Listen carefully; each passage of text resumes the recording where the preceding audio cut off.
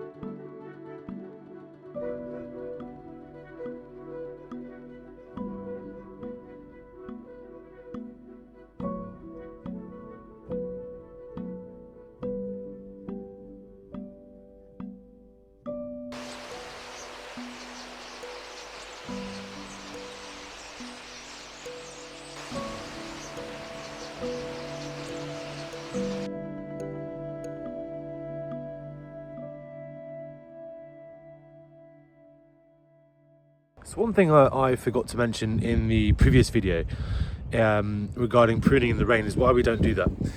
And basically the main reason for it is when we make a cut in any of the vines, at any point in the vines, we're creating a kind of an opening, if you like, an opening for bacteria and fungus to enter. And even when the vines are dormant like this, they've like kind of all the wood is lignified into hardwood, they are still transpiring, so they can still pull water. So when we make a cut, we can actually actively, these vines can actively pull the water in, and so therefore they can pull along pathogens, fungal, bacteria with that as well. So that's basically, in short, why we don't prune in the rain. It's not advisable, and the general kind of rule is if your blade is wet, don't cut, because those vines are still transpiring, they can pull in pathogens.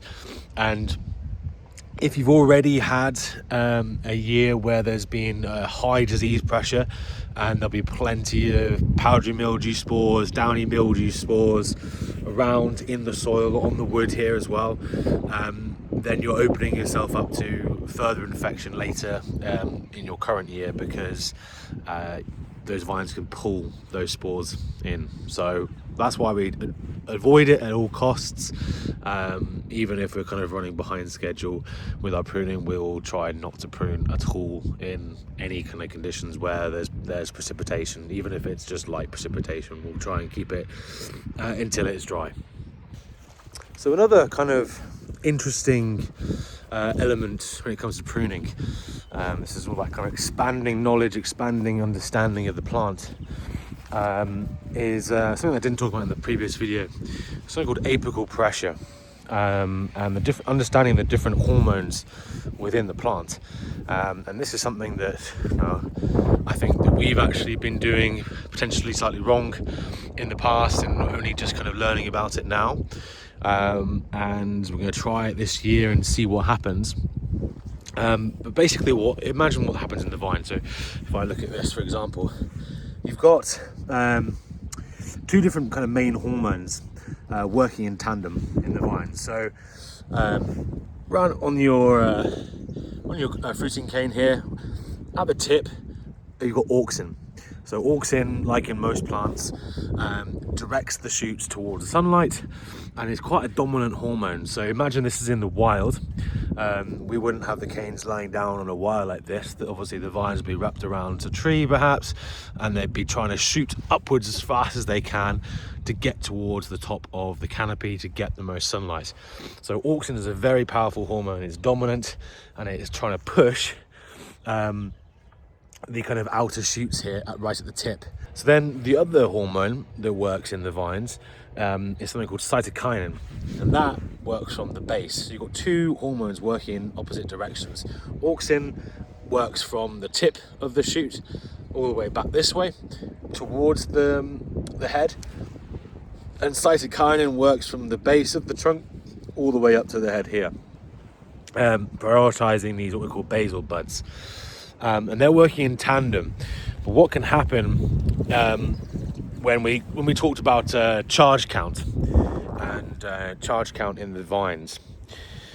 It's quite a difficult one to explain, but what can happen is if you are to prune to just the charge count that is directly observed. For example, if we observe a very low charge count, which often we have in our Pinot tin here, your temptation is to think, right, okay, I'm seeing a lot of short shoots, observing a very low charge count. Remember, charge count is how we kind of score the vines, with 1 point going to something like a pencil thick cane that has easily reached top of the wires, and lower scores, so sort of 0.5 point to 0 points for kind of shorter shoots, and you get an overall score for the vine. And so if we're seeing a really low charge count, we the easy thing to think is, okay, the vine in its current stage is not able to support this much growth. We need to prune it back harder.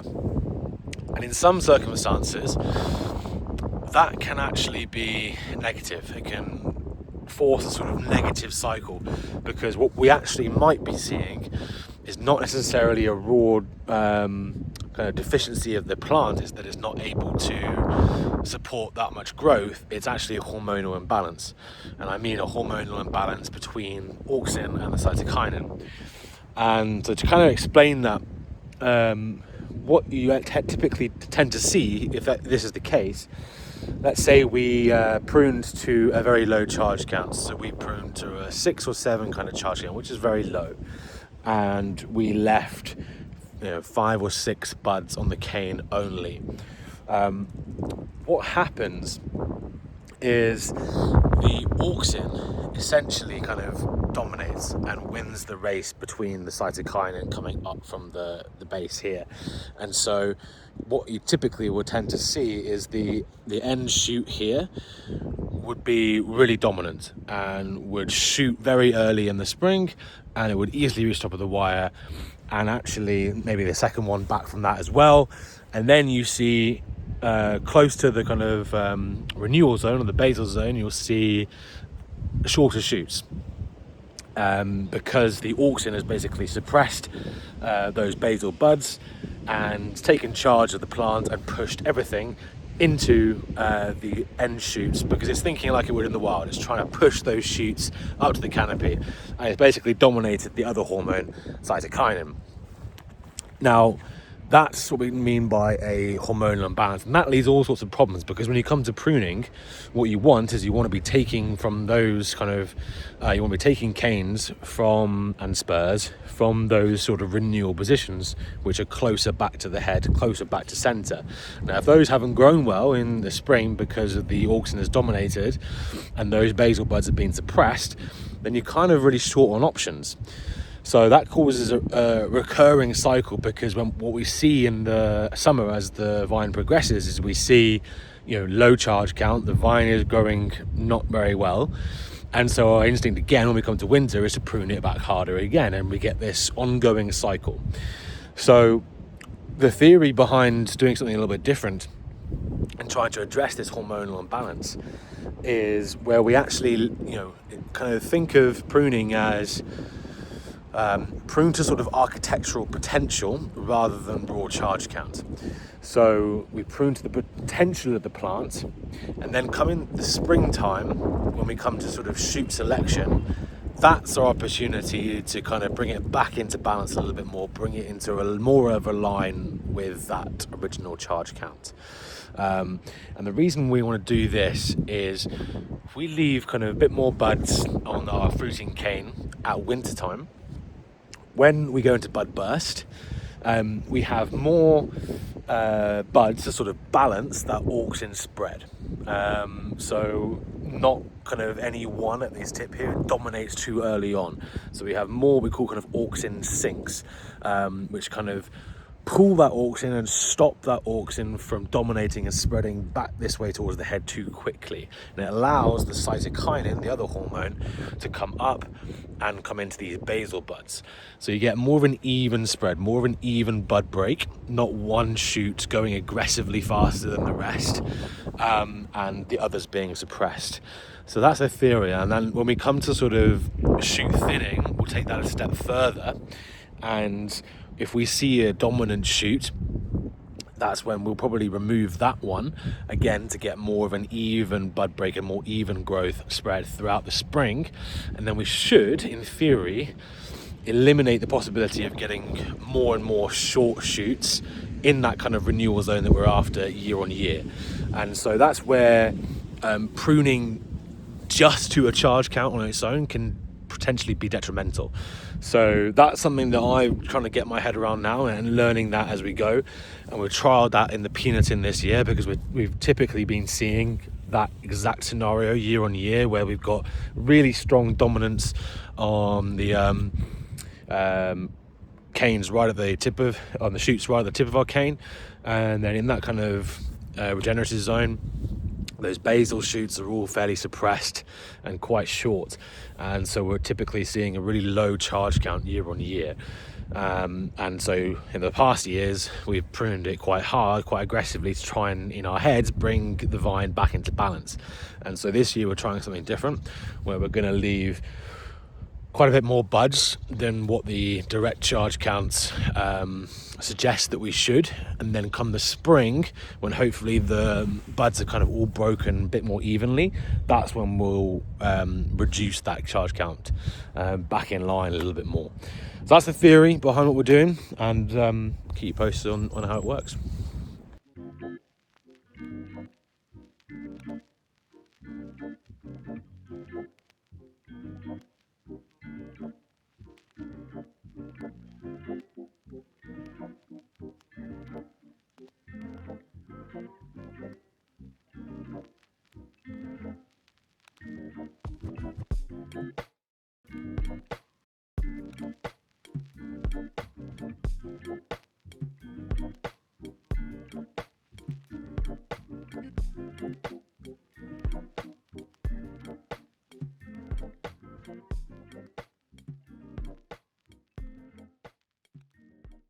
So one of the things that we do in the winter is we would typically take our vine prunings here and we'd mulch them straight back into the soil to develop organic matter within the soil and develop microbial activity. And what we're doing with these ones here is these are some of our Bacchus prunings, which Bacchus here suffers the most with disease pressure, particularly powdery mildew. And so rather than put all those kind of dormant spores, powdery mildew spores, back into the soil, only for them to sort of come back again in force the following year, we're going to practice good kind of vineyard hygiene, and we're going to burn these kind of far away from the vineyard itself. But I would only really do this if we had a really bad case of powdery mildew, which we did in some parts of the Bacchus block last year. So otherwise, mulch everything back into the soil, because it's good organic matter that you need to put back in for those vines to then pull all that energy for the following year. But for this time, we're going to go ahead and burn these prunings here. So that's one of the things we do.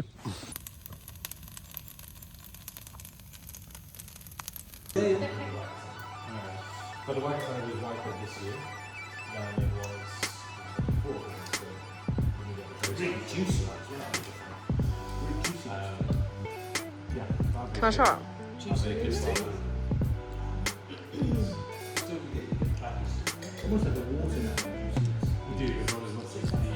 Oh, that's lovely. Morning, everyone. And Max. Bit of a miserable one this morning, but I thought I'd take the chance to show you another important job in January, February, over the winter really. And that's all about building up root systems. So you can see what we've planted here. We planted this cover crop. And this is an 8-way species one. So in here we've got a bit of mustard, we've got fodder radish, tillage radish, there's Phacelia in here, there's lots of things. And the idea is all different kind of root systems, all different root levels, tap roots going down to different depths. And that's really good for building up the soil structure, developing the kind of rhizosphere underneath each vine there. So we're going to let that grow. It may flower a little bit more in the spring as well. And then we'll mow it and mulch it back into the rows. So it's a huge amount. You can see how much it is growing. It's a huge amount of organic matter that we're going to put back into the soil, which is going to feed the vines. I always use the expression like imagine the vineyard and the vines, they're your kitchen. Well, the soil is the pantry. And after the end of a big year, those vines have used up everything in that pantry. And so we need to replenish it, and this is kind of what this is all about. So you could use fertilizers and chemicals. We're trying to do it through a bit more an organic approach, using cover crops. And so this is going to put a load of energy and a load of carbohydrates and a load of mass back into our soil from which the vines can pull from. So we're going to mulch this one in, and then in every other row which we didn't plant a cover crop, we're going to alternate and put something else in. In the spring, it's probably going to be something more like a brassica mix, so heavier on the mustards, heavier on the facelias, maybe some of the radishes in there as well, but something that's quick growing, and again can improve our soil, because that's what it's all about. It's all about the soil, all about what we can put into the soil and how that can help the vines going forward. And what we're really looking to do is, by getting lots of different root levels, we're opening that soil up, so we're not having a lot of compaction. More open soil is better for microorganisms in there. It's better for the positive and fungal bacteria that we want. It's also better for drainage. So it's better for pretty much everything. So that's why we need to really work on the soil over winter. It's really, really important, because you don't get as many chances to do it throughout the summer.